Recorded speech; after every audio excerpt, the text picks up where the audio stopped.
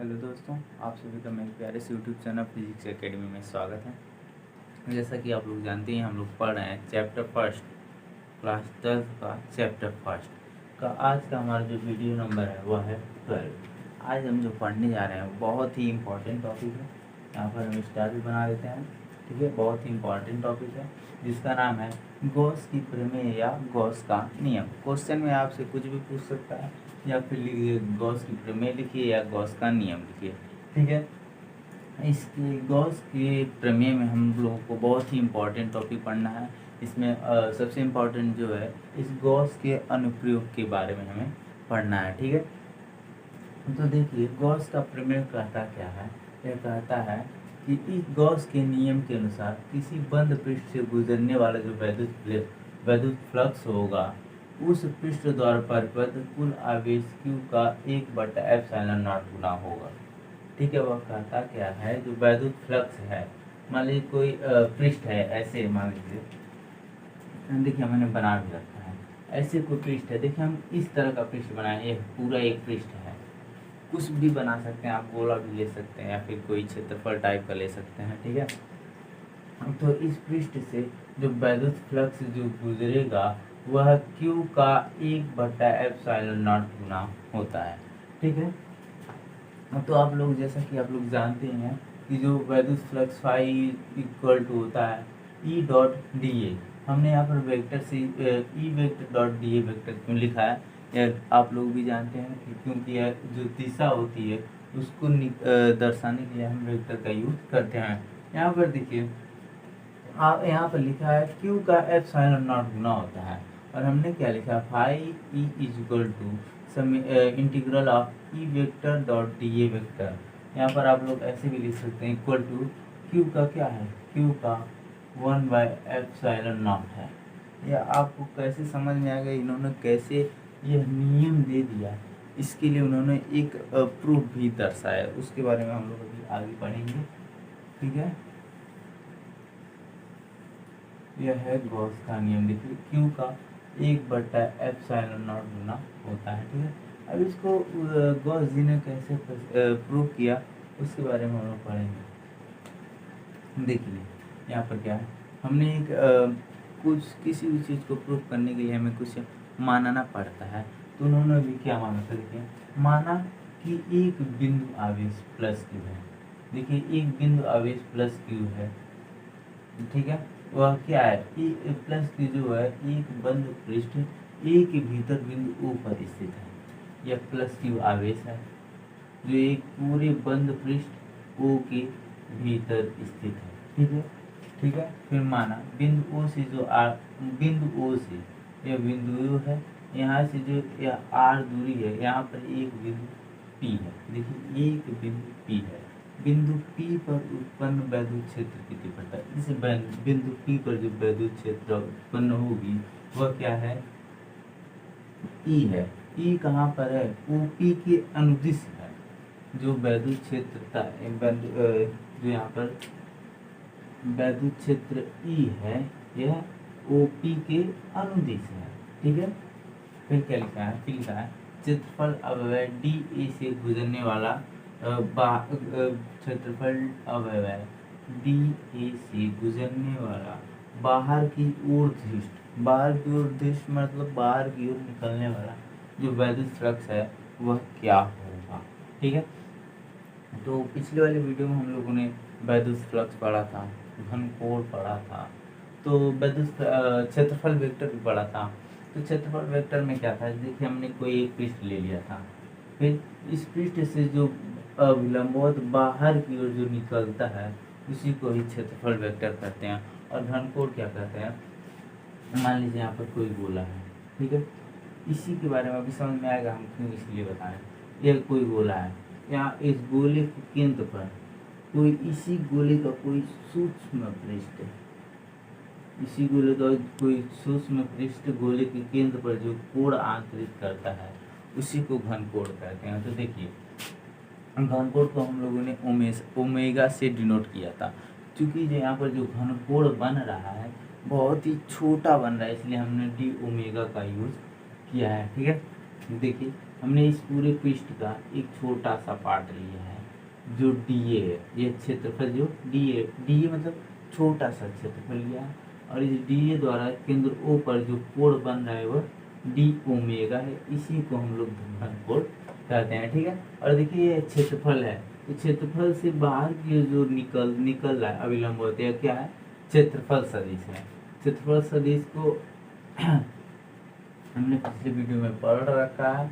और देखिए ये प्लस क्यू है, प्लस क्यू से हमेशा बल रेखाएं निकलती हैं, ठीक है, हमेशा बल रेखाएं निकलती हैं। सब आप लोगों ने पिछले क्लास में पढ़ चुका है। तो देखिए वैद्युत फ्लक्स क्या होगा, जो वैद्युत फ्लक्स होगा फाई ई, ठीक है, जो वैद्युत फ्लक्स फाई ई होगा। तो देखिए हम लोग छोटे से पार्ट के लिए निकालना है, तो डी फाई ई इक्वल जो होगा वह होगा ई vector dot D A vector. ये हमने पिछले वीडियो में पढ़ रखा है। फिर एक हमने बताया था, इस जो ऐसे जो रहेगा उसको हम घटक के रूप में तोड़ सकते हैं। जो थीटा की तरफ जाता है उसको कॉस थीटा बोलते हैं, जो थीटा के विपरीत जाता है उसको साइन थीटा बोलते हैं। तो देखिए ऐसे थीटा है और ये थीटा ऐसे बन रहा है, किस पे बन रहा है, हमें डी ए पे निकालना है। तो डी ए पे बन रहा है ना डी ए वेक्टर पे, तो ये हो जाएगा डी ए कॉस थीटा, क्या हो जाएगा, E equal to E vector dot D A cos theta. ऐसा मैंने पिछले वाली वीडियो में बता रखा है। और देखिए जो थीटा है, जो यहाँ पर जो थीटा है वो किसके है, ई और डी ए के बीच का। देखिए ये ई है और डी ए के बीच का यह कोण है। यहाँ पर हम लिख सकते हैं, जहाँ थीटा ई तथा डी ए वेक्टर के बीच का कोण है, ठीक है। इसका आप स्क्रीनशॉट ले सकते हैं, फिर आगे हम लोग पढ़ेंगे। सो फ्रेंड्स देखिए हमने जो वैल्यू निकाली थी वह थी D phi E equal to E vector D A cos theta, ठीक है। तो देखिए जो यहाँ पर जो ई वेक्टर हमने निकाला है वह है वैद्युत क्षेत्र की तीव्रता। यह वैद्युत क्षेत्र की तीव्रता कहाँ पर है, बिंदु P पर है, यही तो है वैद्युत क्षेत्र की तीव्रता। अब यह वैद्युत क्षेत्र की तीव्रता है वह बिंदु आवेश, यह प्लस क्यू क्या है, एक बिंदु आवेश है। इसी प्लस क्यू के कारण ही इसी P पर वैद्युत क्षेत्र E आ रहा है। तो इससे हम एकदम कंफर्म हो जा रहे हैं कि जो बिंदु P पर जो वैद्युत क्षेत्र की तीव्रता है वो प्लस क्यू बिंदु आवेश के कारण है। तो हम यहाँ पर एक पॉइंट लिख सकते हैं कि बिंदु P पर वैद्युत क्षेत्र की तीव्रता। तो हमने पिछले वाली वीडियो में निकाला था कि बिंदु आवेश के कारण उत्पन्न वैद्युत क्षेत्र की तीव्रता का जो फार्मूला था, बिंदु आवेश के कारण जो था E is equal to 1/4πε0 Q/r²। हमें अगर हम पिछले वाले जो हम लोग पढ़े अगर भूलते जाएंगे तो हमें कंफ्यूजन होता रहेगा, ठीक है। तो हम क्या लिखेंगे बिंदु P पर उत्पन्न वैद्युत क्षेत्र की तीव्रता। ये क्यों निकालना है, इसी E के जगह पर उसकी वैल्यू रखने के लिए हम यहाँ पे लिखेंगे बिंदु P पर उत्पन्न वैद्युत क्षेत्र की तीव्रता, ठीक है। तो हमने वैल्यू क्या निकाली थी, D phi E is equal to, इसके ई की जगह पर क्या रखना है, इसको रख देना है 1/4πε0 Q/r²। और क्या था, D A cos theta, D A cos theta, ठीक है। तो अब इससे हमने घन कोण में एक वैल्यू निकाला था, वो वैल्यू क्या था, D omega equal to D A cos theta by r²। याद आ रहा होगा, ये हमने निकाला था। तो यहाँ पर देखिए, यहाँ पर आप ध्यान से देखिए, डी ए कॉस थीटा और आर स्क्वायर, ये डी ओमेगा की वैल्यू है एकदम है। बस हमें इसके जगह पर वही रख देना है, यहाँ लिखेंगे D omega equal to D A cos theta by R square. ये रखने पर तो क्या होगा, D phi E 1/4 epsilon naught, यहाँ पर क्यू लिखेंगे Q by 1/4 Q by 4 epsilon naught dot D omega. अब देखिए हमने जो है D phi E is equal to Q by 4 epsilon naught dot D omega जो निकाला है, यह हमने केवल इस छोटे से पार्ट का वैद्युत फ्लक्स निकाला है, किसके, गॉस के नियम के अनुसार।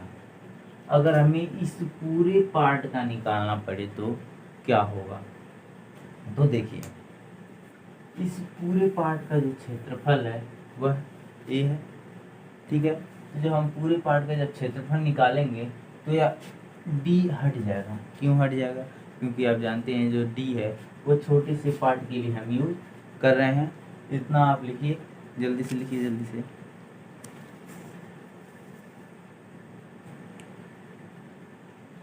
ठीक है, तो अब देखिए यहाँ पर हम लिखेंगे संपूर्ण पृष्ठ ए के लिए, इस पूरे पृष्ठ ए के लिए गुजरने वाला वैद्युत फ्लक्स, ठीक है। इस गॉस के नियम से आप एक अर्थ यह भी निकाल सकते हैं, हमने जो वैद्युत फ्लक्स में पढ़ा था उसमें हम केवल छोटे से पार्ट का ही निकाल सकते थे, लेकिन इस गॉस के नियम में हम पूरे पार्ट का वैद्युत फ्लक्स निकाल सकते हैं, वह भी एक ही फार्मूले के साथ, ठीक है। तो लिखेंगे संपूर्ण पृष्ठ ए के लिए गुजरने वाला वैद्युत फ्लक्स क्या होगा, तो यहाँ पे डी संपूर्ण है तो डी हट जाएगा, हो जाएगा फाई ई। फिर हम यहाँ पर इंटीग्रल लगाएंगे। इंटीग्रल क्यों निकालना है, हमें सबका निकालना है, सबका ऐड करना है। इसीलिए जैसे मान लीजिए एक गोला है, ठीक है, इस गोले पे कई सारे छोटे छोटे पृष्ठ होंगे, कई सारे छोटे छोटे पृष्ठ होंगे। तो इस सभी पृष्ठों को आप क्या करेंगे, जोड़ेंगे, सभी का इंटीग्रल करेंगे। ऐसे पूरे का जैसे इंटीग्रल करेंगे वैसे यहाँ पे इंटीग्रल करेंगे, क्या, Q by 4 epsilon naught D omega. अब देखिए यहाँ पर जो क्यू बाय 4 एप्सिलॉन नॉट है यह कांस्टेंट वैल्यू है। आपने मैथ में पढ़ा होगा कि कांस्टेंट वैल्यू का कभी इंटीग्रल नहीं निकलता है, वह बाहर आ जाता है। तो हो जाएगा phi E is equal to Q by 4 epsilon naught फिर डी ओमेगा। अब देखिए हमने इसीलिए इसको नहीं वेस्ट किया। देखिए यहाँ पर ध्यान से देखिए, यहाँ पर क्या है, q बाय 4 एप्सिलॉन नॉट फिर इंटीग्रल ऑफ डी ओमेगा। हमें लाना क्या है, q बाय एप्सिलॉन नॉट लाना। अगर यहाँ से किसी तरह हम 4 को अगर हम गायब कर दें तो हमारा आंसर आ जाएगा। तो सिंपल सा कुछ करना नहीं है, बस हमें लिख देना है डी ओमेगा की जगह पर 4 रखने पर क्या लिखेंगे, यहाँ पर लिखेंगे डी ओमेगा बराबर 4 रखने पर।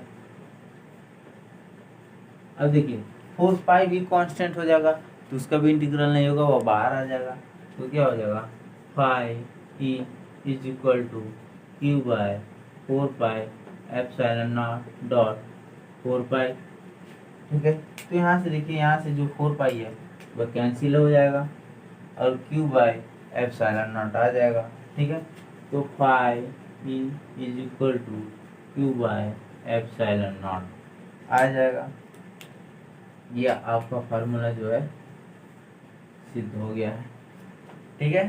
तो अब देखिए यहाँ पर phi is equal to Q by epsilon naught किसके जगह पर आया है। हमने जो माना था D phi E is equal to क्या था, D phi E is equal to था E vector dot D A vector. उसी का जब हम समेशन निकालेंगे देखिए तो जगह phi E is equal to summation of E vector dot D A vector.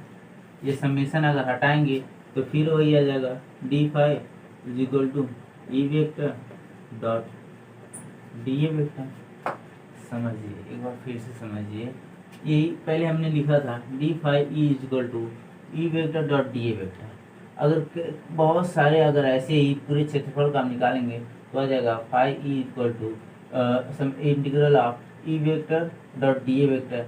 तो क्या है, इसी की जगह पर हमने ए प्रूव किया है, मतलब यह और यह आपस में इक्वल होगा, वही वैल्यू हमने यहाँ पर रख दिया है। और कुछ और पॉइंट्स हैं जो हमें पढ़ना है, इतना आप लिख सकते हैं। अगला पॉइंट अभी हम लोग पढ़ेंगे।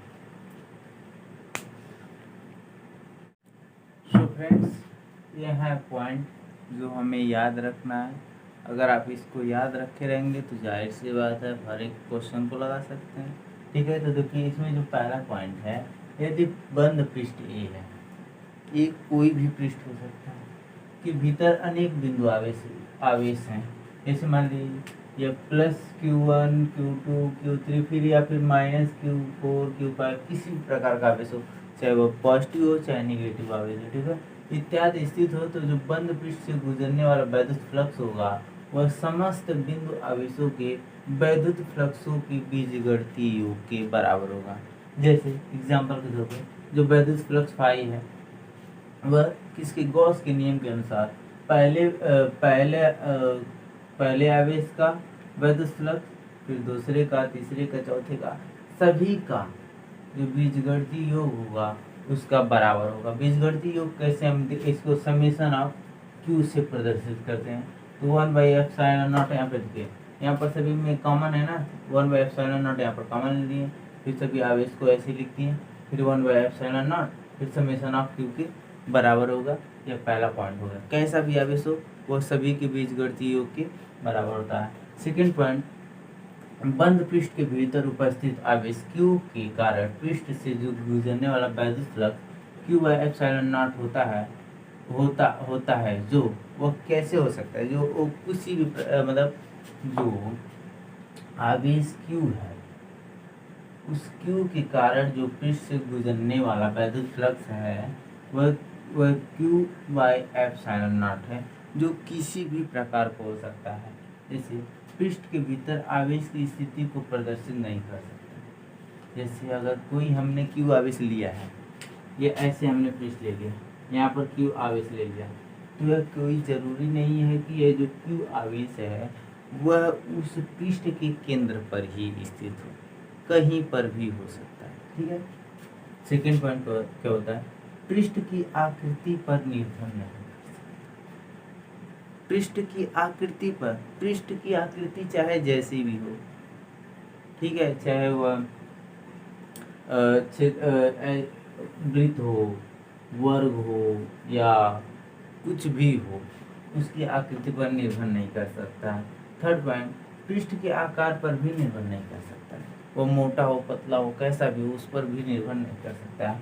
ठीक है, यदि बंद पृष्ठ किसी समान वैद्युत क्षेत्र में स्थित है, ऐसे बंद पृष्ठ है वह अगर एक समान वैद्युत क्षेत्र में स्थित है, मतलब जो वैद्युत क्षेत्र है वह समान है, वेरी नहीं कर रहा है, तब पृष्ठ से जो गुजरने वाला वैद्युत फ्लक्स होगा वह शून्य होगा। ठीक है, आप इसका स्क्रीनशॉट ले सकते हैं और इसको याद रखिएगा। तो दोस्तों, आज का हमारा जो वैद्युत गॉस का नियम था वह ख़त्म हो गया है। इसके अगले वाले वीडियो में हम लोग पढ़ेंगे गॉस के नियम के अनुप्रयोग, जो बहुत ही इम्पोर्टेंट है और उसको बहुत ही ध्यान से पढ़िएगा। और जो पिछले वाले जो हमने बहुत सारे फार्मूले डिराइव किए हैं उस सब का यूज़ होगा। ठीक है, तो वीडियो पसंद आई हो तो लाइक शेयर और सब्सक्राइब जरूर करें। धन्यवाद।